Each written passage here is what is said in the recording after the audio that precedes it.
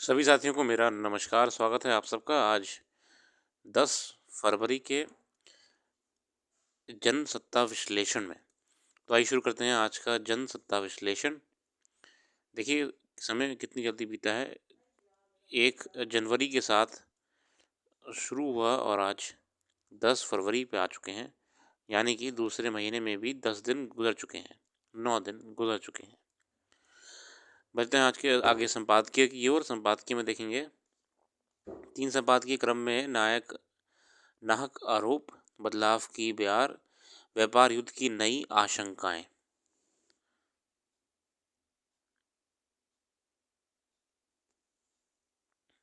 नाहक आरोप में बात करते हैं। इसमें कोई दो राय नहीं है कि महिलाओं को घरेलू हिंसा और अन्य प्रकार के उत्पीड़न से बचने के लिए जो कानून बने हैं वे अपने उद्देश्य और प्रभाव के स्तर पर वास्तव में लागू होने चाहिए, मगर इन कानूनों के पालन के साथ ये जिम्मेदारी भी जुड़ी हुई है कि जाने या अनजाने इस कानून का किसी रूप से दुरुपयोग ना हो। विडम्बना यह है कि ये कई बार कानून का इस्तेमाल मुख्य आरोपी के साथ ही ऐसे लोगों पर भी कर दिया जाता है जो संबंधित मामले में भागीदार नहीं होते। ऐसे मामलों में अगर किन्हीं वजहों से ऐसे आरोप गलत साबित होते हैं तो न केवल पीड़ित को असुविधाजनक स्थिति का सामना करना पड़ता है, बल्कि कानून के बेजा इस्तेमाल का सवाल भी उठता है। शायद यही वजह है कि सुप्रीम कोर्ट ने शुक्रवार को एक मामले की सुनवाई के दौरान घरेलू हिंसा के मामले में अत्यंत संवेदनशीलता के साथ निपटने की जरूरत पर जोर दिया और कहा कि किसी के आरोप के परिवार के सदस्यों को आपराधिक मामले में विशेष आरोप के बिना व्यापक रूप से नहीं घसीटा सकता। ये असल में डोमेस्टिक वायलेंस वाले केस में क्या होता है, आजकल एक नया चरण बढ़ गया है कि महिलाएं जो होती हैं वो अपने हस्बैंड के साथ साथ उनके पूरे परिवार पर भी मुकदमा दर्ज कर देती हैं और कानून ये उनको ताकत देता है।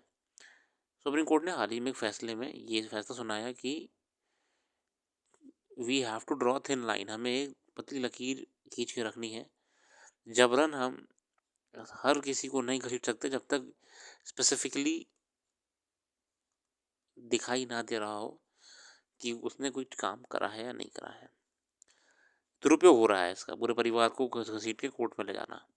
महिलाओं के उत्पीड़न की रोकथाम के लिए बने कानूनों का मकसद समाज में महिलाओं के खिलाफ कई स्तर पर पलने वाले हिंसक रवैये से उन्हें सुरक्षा देना है।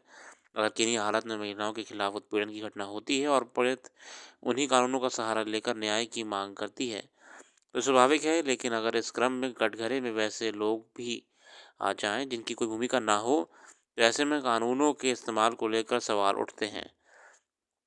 उत्पीड़न के समय पीड़ित को बचाने के लिए आगे ना आने पर संवेदनशीलता, मानवीयता और जिम्मेदारी के सवाल उठाए जा सकते हैं, लेकिन इसके लिए किसी को कानून के कटघरे में खड़ा करने की मंशा को उचित नहीं कहा जा सकता।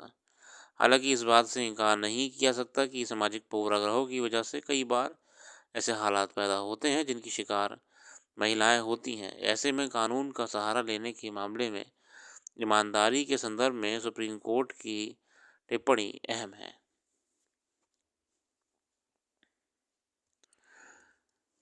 आगे बढ़ते हैं अगले संपादकीय की ओर। अगला संपादकीय है बदलाव की बयार। ये राजनीतिक आर्टिकल है, मैं इसमें नहीं जाऊंगा। व्यापार युद्ध की नई आशंकाएं। इस समय सबसे बड़ी ग्लोबल न्यूज़ तो अमेरिका का नई व्यापार नीतियां ही बनी हुई हैं। सुरेश सेठ कहते हैं, वक्त बदलने के साथ नई सदी में नए सत्य सामने आ रहे हैं। एक समय था जब सैन्य एक दूसरे के सामने आकर रण भेरी बजाती और चक्रव्यूह रचकर युद्ध लड़ती थी। सुबह युद्ध शुरू होता था और शाम में रोक दिया जाता था। था युद्ध का नियम यह था युद्ध का नियम, लेकिन जैसे जैसे समय गुजरता गया युद्ध का रूप भी बदलने गया। अब युद्ध और युद्ध का समाधान राजनीति की प्राथमिकताओं के आधार पर होने लगा है। सेनाएं सेनाओं को नहीं डराती या हराती, खजाने को भरने या खाली करने की बेबसी युद्ध पर लगाम लगाती है। पिछले 3 वर्षों से दुनिया कुछ देशों को युद्ध करते देख रही है। रूस और यूक्रेन का युद्ध, इसराइल और हमास का युद्ध, चीन और ताइवान में चल रही तनातनी सामने है। भारत और चीन की बात क्या करें। अब जो समझौता सामने आया है उसके पीछे भी क्या दोनों देशों और विशेष रूप से चीन की व्यावसायिक मजबूरियों का की दबाव नहीं है। देखिए, ये बड़ी सही बात है कि आज की तारीख में नए प्रकार का युद्ध है जो है ट्रेड वॉर। अब किसी को ऐसे मारने की ज़रूरत नहीं पड़ती है, आप बस उसके देश के ऊपर सैंक्शंस लगा दीजिए, टैरिफ्स लगा दीजिए और अपने आप देखेंगे कि वो देश घुटनों पे आ जाएगा, जैसे कि अभी मेक्सिको और कोलंबिया को देखा पड़ा। अर्थ ये है कि आजकल युद्ध इसलिए होते हैं क्योंकि हथियार बनाने वाले देशों को अपने हथियार कारखाने चलाने हैं। ये भी सही बात है। ऐसा नहीं कि युद्ध खत्म हो गए हैं। युद्ध भी इसलिए हो रहे हैं कि एक वो भी उससे भी डिपेंडेंट इंडस्ट्री चल रही है पूरी। अब युद्धों की शुरुआत उन अधिनायक रूपी राज्य प्रमुखों द्वारा होती है जो ये समझते हैं कि उनके अहंग की बराबरी उनके आसपास के छोटे देश नहीं कर सकेंगे। फिर पर्दे के पीछे का खेल शुरू हो जाता है। एक छोटे से देश को दुनिया के चंद समृद्ध देश धमकी देकर एक बड़े देश के साथ भिड़ा देते हैं। होता नहीं कि अब 4 बड़े देश पीछे खड़े हो जाते हैं, अरे उसने तुम्हारे बारे में ऐसा कहा, तुम जाओ उससे लड़ लो, हम तुम्हारे पीछे खड़े हैं। यूक्रेन के साथ क्या हुआ? पीछे यूरोपियन यूनियन खड़ा है, यूएसए खड़ा है, घुस गया युद्ध में जाके। अल्टीमेटली रशिया इतना बड़ा है उसके सामने, रशिया ने बैंड बजा दी। रूस और यूक्रेन का उदाहरण सामने है। संवाद की बात होती है, समाधान की बात होती है, सारे देशों के जितने भी मीटिंग्स हुई आज तक, G20 हो, G7 हो, G8 हो, डावोस में वर्ल्ड समिट हो, कुछ भी हो, सब में क्या बोलेंगे ईयू के देश कि we want peace and solidarity, हम युद्ध के खिलाफ हैं। भारत भी क्या बोलता है कि हम युद्ध के खिलाफ हैं, हम युद्ध के खिलाफ हैं। मगर अल्टीमेटली जो पिस रहा है वो है यूक्रेन। चढ़ा दिया देशों ने यूक्रेन युद्ध में। कहने को उसको सपोर्ट कौन कर रहा है? ईयू कर रहा है, यूएस कर रहा है, इंडिया भी कर रहा है। इंडिया हालांकि दोनों साइड से बैटिंग कर रहा है, मगर नुकसान तो इसका हो गया ना छोटे देश का। संवाद की बात होती है, समाधान की बात होती है, लेकिन हथियारों और गोला बारूद की आपूर्ति दोनों ओर से रुकती नहीं। पहले बोलते हैं कि हम पीस और सॉलिडारिटी की बात करेंगे, मगर दोनों तरफ से सप्लाई आर्म्स एमिनेशन का बराबर बराबर रहता है। ये हथियार बनाने वाले बड़े बड़े देशों की मजबूरी है कि अगर युद्ध छिड़ गया हो तो उसे लंबा खींचने दें। वैश्विक परिदृश्य में एक नई हलचल दिख रही है। ये हलचल अमेरिका के राष्ट्रपति डोनाल्ड ट्रंप ने पैदा की है। ये व्यापार युद्ध का नया राग शुरू कर रहे हैं। उनका जोर है कि अमेरिका के लिए उसके हित सर्वोपरि हैं। इसके तहत अवैध रूप से आए प्रवासी नागरिकों को निष्कासित करने की मुहिम छोड़ने छेड़ने की जो धमकी दी जा रही है, ये अपने देश के कामगारों का दिल जीतने के लिए कि ये नंबर 2 का नागरिक सरहद पार होंगे तो आपको आपकी मेहनत का सही मूल्य मिलेगा। उन्होंने ये कहा कि जितने अनडॉक्यूमेंटेड और इलीगल माइग्रेंट्स हैं उनको हम बॉर्डर से बाहर भेज देंगे। तभी जो ओरिजिनल लेबर है, वर्कफोर्स है, वो अच्छे वेजेस पे काम कर पाएगी। देखिए जो इलीगल अनडॉक्यूमेंटेड माइग्रेंट्स होते हैं वो बहुत ही कागज जिन पे कोई होते नहीं है, तो ये बहुत ही कम पैसों में काम कर लेते हैं। जहाँ पे किसी डॉक्यूमेंटेड एक रजिस्टर्ड लेबर को, जो कि लेबर डिपार्टमेंट में रजिस्टर्ड है, उसे किसी कंपनी को सैलरी $12 देनी पड़े हर घंटे की। वहीं पे अगर कोई इन पे मिल जाता है अनडॉक्यूमेंटेड सा, डंकी रूट से आया हुआ बिना कागज वाला, उसे ये मात्र $4 में काम करा लेते हैं। इससे क्या हुआ है कि लेबर वर्कफोर्स में डायनामिक चेंज हुआ है। ओरिजिनल लोगों को काम नहीं मिल रहा, फर्जी लोग काम कर करके पैसे भी कमा रहे हैं।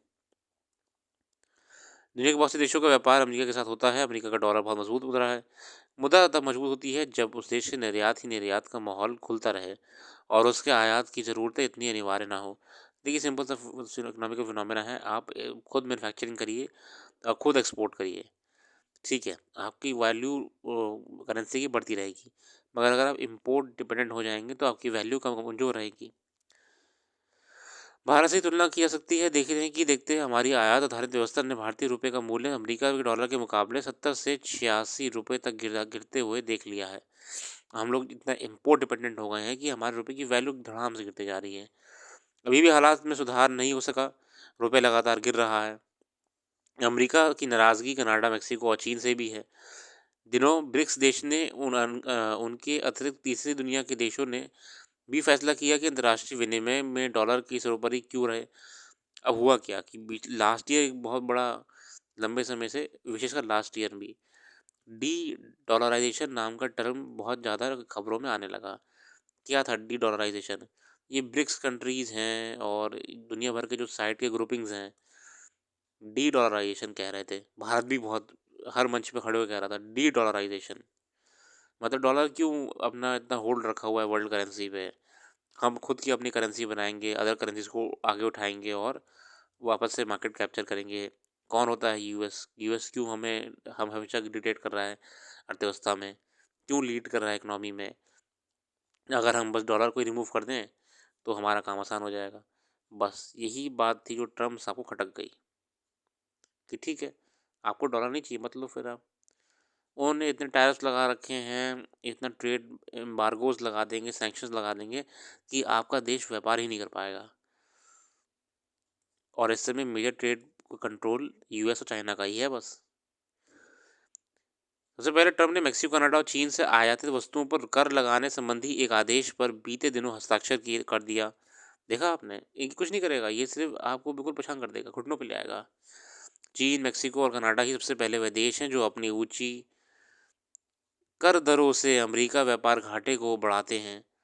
चीन से 30.2%, कनाडा से 14% और अमेरिका से 19% तक घाटा होता है। ट्रम्प ने कहा था कि मैं ऐसे देशों पर शुल्क लगाने का वादा करता हूं।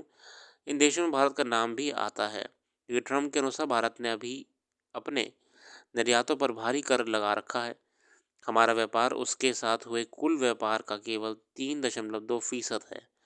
इसलिए तो जो व्यापार युद्ध अब छिड़ा है उसमें फिलहाल भारत का नाम नहीं है, मगर भारत जानता है कि ये युद्ध उस पर भारी पड़ेगा। अभी तो देखिए टैरिफ वॉर में भारत का नाम नहीं है, सिर्फ माइग्रेशन में आया है बना हमारा। ट्रम्प ने कनाडा, मेक्सिको और चीन के आरोप लगाया कि वह दर्द निवारक दवाएं, फेंटानिल वगैरह होती है, ड्रग्स, ओपियोइड्स होते हैं और अन्य वस्तुओं का अवैध आयात करके उनकी अर्थव्यवस्था में उथल-पुथल पैदा करते हैं।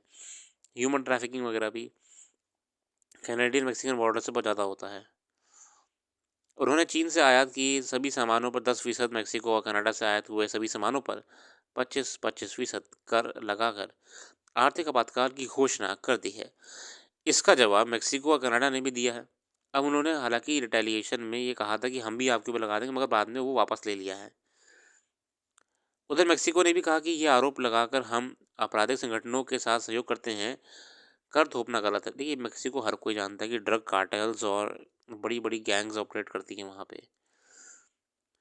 हम अपने क्षेत्र में दखल देने की हर मंशा का विरोध करते हैं। मेक्सिको के राष्ट्रपति ने स्पष्ट कह दिया कि हम भी इस प्रवृत्ति का जवाब देंगे, कर वृद्धि का जवाब देंगे। देखिए मेक्सिको ने भले ही कहा था, मगर बाद में मेक्सिको ने ये ठंडा कूल स्टैंड भी ले लिया कि ठीक है, हम ह्यूमन ट्रैफिकिंग और ड्रग का जो सप्लाई होती है यूएस में, उसको हम कम करेंगे। अब हम उस पर एक्शन लेंगे, हम बॉर्डर पे और इमिग्रेशन कस्टम्स में प्रोटेक्शन बढ़ा देंगे और स्ट्रिक्ट मॉनिटरिंग रखेंगे। इसीलिए यूएस ने बाद में कहा ठीक है, आपके ऊपर जो टैरिफ है वो मात्र 30 दिन पे विचार करेंगे। और अंततः डॉलर के अधिकार को तोड़ने के लिए एक और सशक्त मुद्रा की अंतर्राष्ट्रीय विनिमय में उभरना होगा।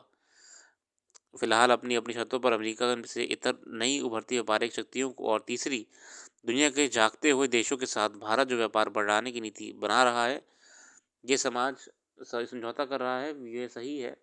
उम्मीद है कि कुछ देशों की दादागिरी के दबाव में नहीं आएगा। अब देखते हैं भारत अपनी कैसी डिप्लोमेसी नीति बनाता है यहाँ पे, और मजबूती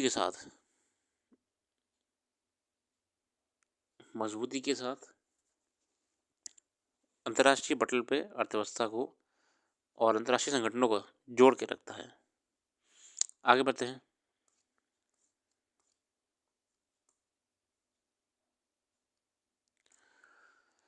फिलहाल ऐसी कोई विशेष खबर नहीं है। आज के लिए रखते हैं। अपना कीमती समय देने के लिए बहुत बहुत धन्यवाद। कल फिर आएंगे नई वीडियो के साथ, जुड़े रहिए और वेबसाइट को जरूर विजिट करिएगा, उसमें करंट अफेयर्स आपको डिटेल में पढ़ने को मिलेगी। Thank you.